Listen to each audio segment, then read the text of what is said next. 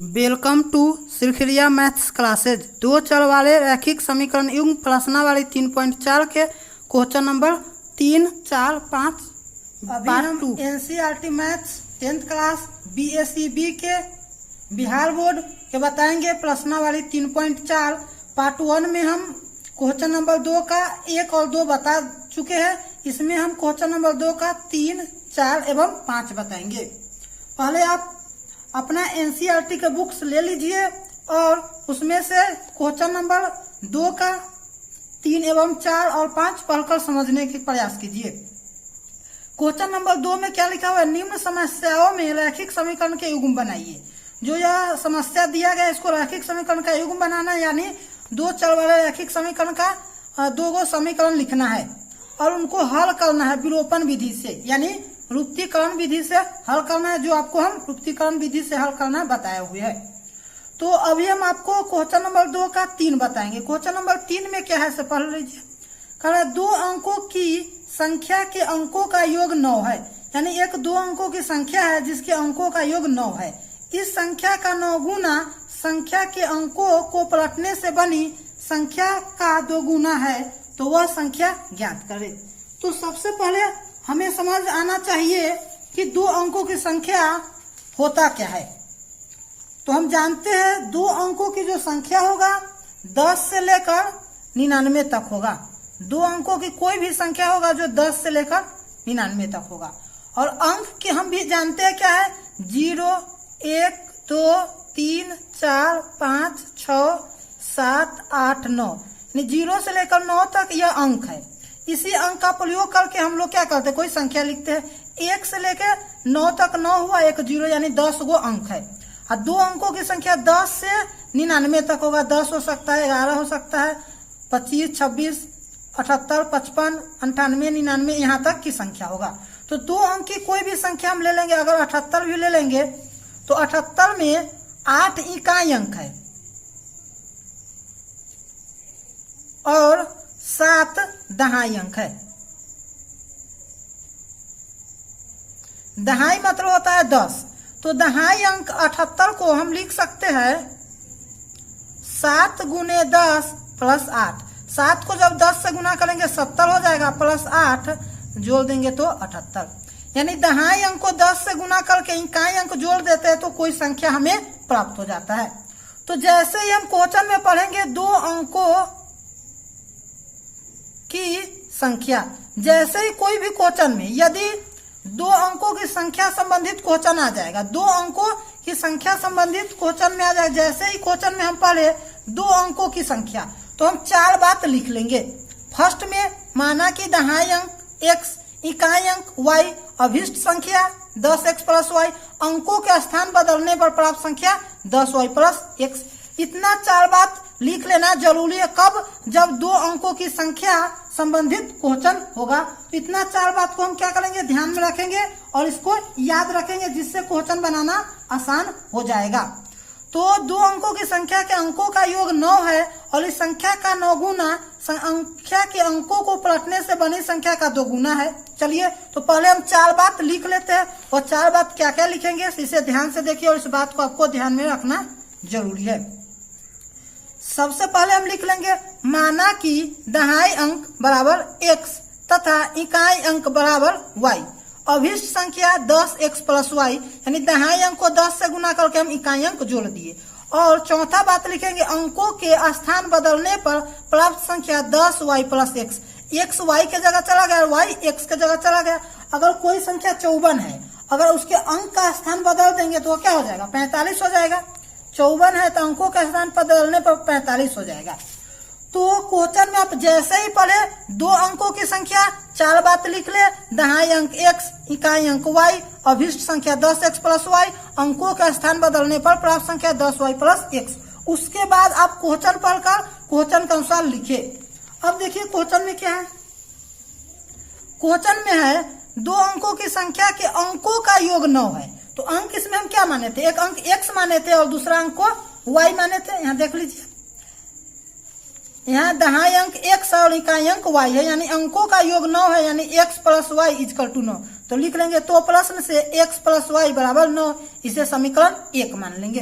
दूसरा में कह रहा है 2 अंकों की संख्या के 9 गुना अंकों का स्थान पलटने से बनी संख्या का 2 गुना आपस में बराबर है। कहने का मतलब है 2 अंकों की एक जो संख्या है, इस संख्या का 9 गुना, यानी 2 अंकों की संख्या जो है उसका 2 गुना संख्या के अंकों को पलटने से बने संख्या का 2 गुना, जो अभिष्ट संख्या उसका 9 गुना, अंकों के स्थान बदलने से प्राप्त संख्या का 2 गुना आपस में बराबर है।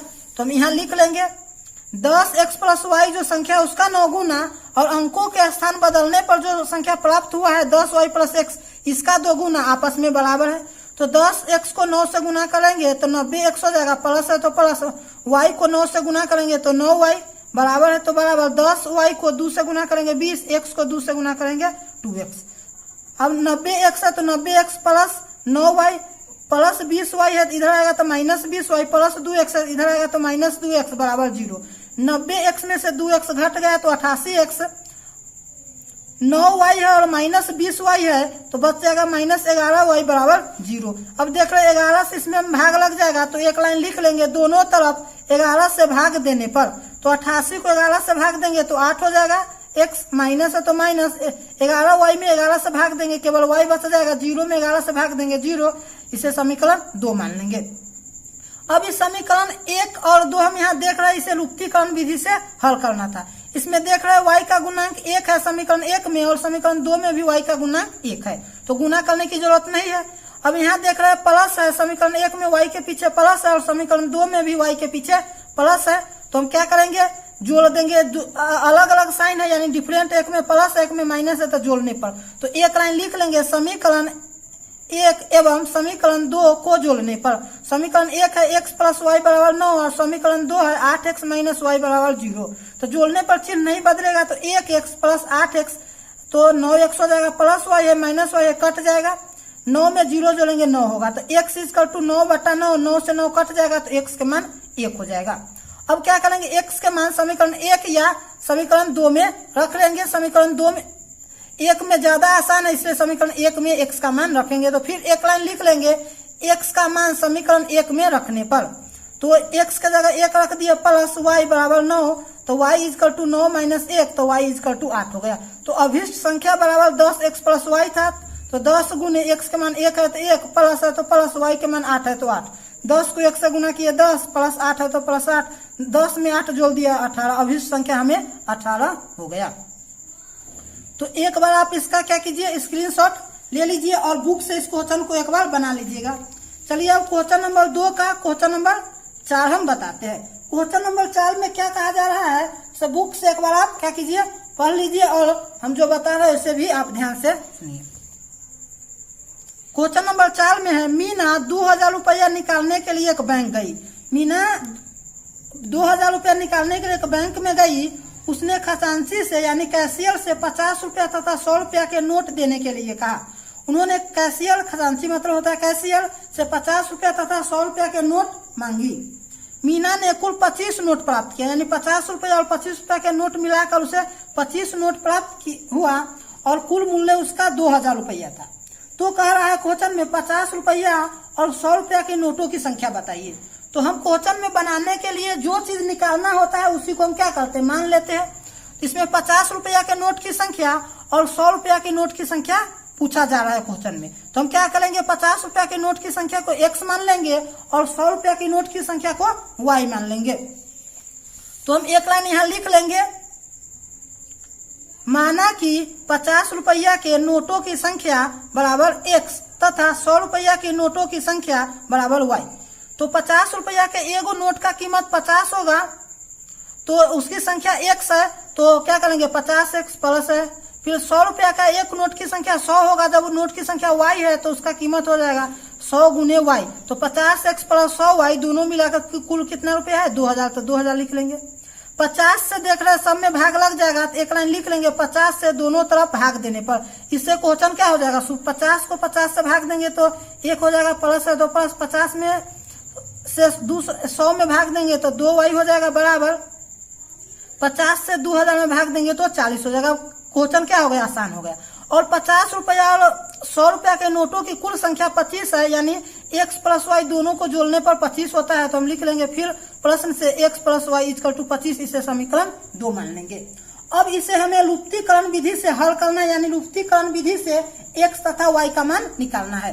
तो हम यहाँ देख रहे हैं x का गुणांक समीकरण 1 एवं 2 में समान है, यानी 1 1 है, और पीछे इस x के पीछे यहाँ भी प्लस और यहाँ भी प्लस है, दोनों में प्लस प्लस है, तो घटाने पर होगा। तो लिख लेंगे एक लाइन, समीकरण 1 में से समीकरण 2 को घटाने पर, समीकरण 1 है x plus 2y is equal to 40 और समीकरण 2 है x plus y equal to -25।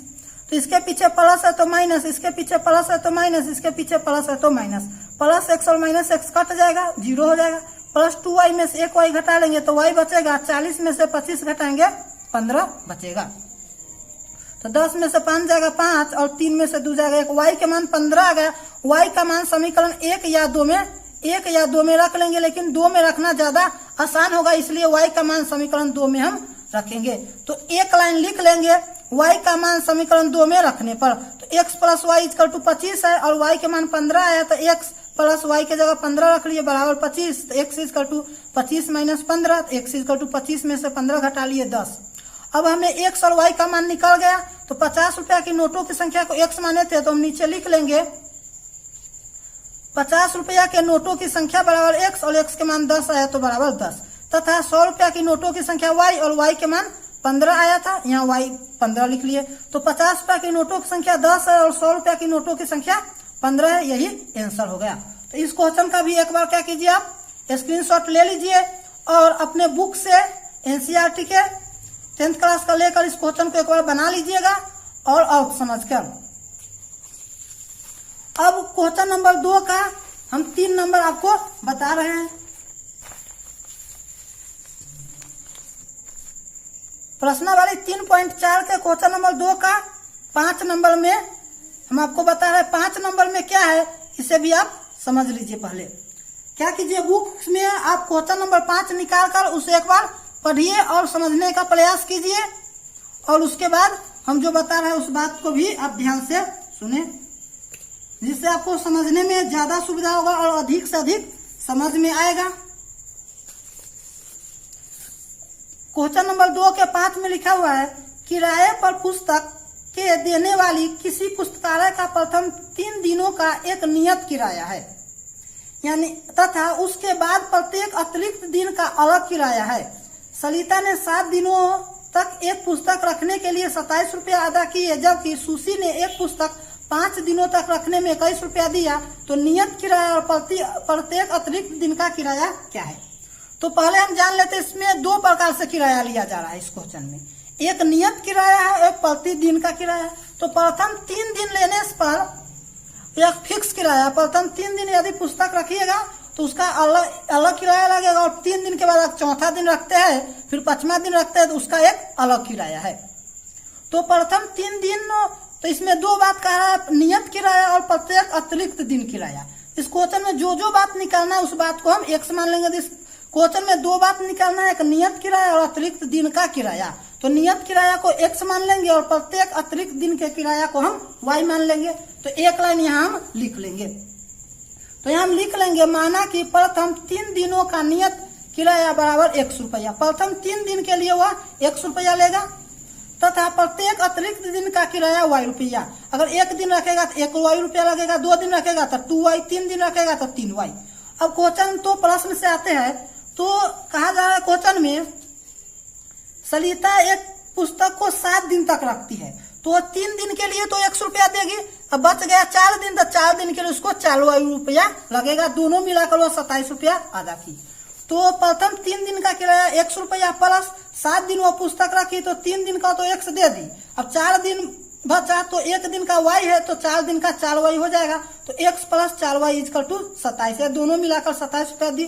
तो समीकरण 1 मान लेंगे। फिर प्रश्न से, एक दूसरी लड़की सुशी है जो एक पुस्तक को 5 दिन रखती है, तो प्रथम 3 दिन के किराया 100 रुपया देगी और 2 दिन बच जाएगा, तो 1 दिन का y है तो 2 दिन का 2y हो जाएगा। तो फिर प्रश्न से प्रथम 3 दिन का किराया 100 रुपया प्लस 5 दिन में 2 दिन बच गया, तो 2 दिन का किराया 2y हो जाएगा। तो x plus 2y is equal to 21 रुपया, दोनों मिलाकर 21 रुपया दिया, इसे समीकरण 2 मान लेंगे। फिर इसे हमें विलोपन विधि से हल करना है। तो हम देख रहे हैं x के पीछे भी यहाँ भी 1 है और यहाँ भी 1 है। समीकरण 1 और 2 में x का गुणांक समान है और प्लस प्लस चिन्ह भी है, तो क्या करना पड़ेगा, घटाना पड़ेगा। तो केवल एक लाइन लिख लेंगे समीकरण 1 में से समीकरण 2 को घटाने पर।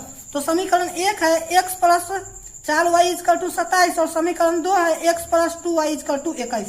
जब घटाने पर है तो चिन्ह बदल जाएगा।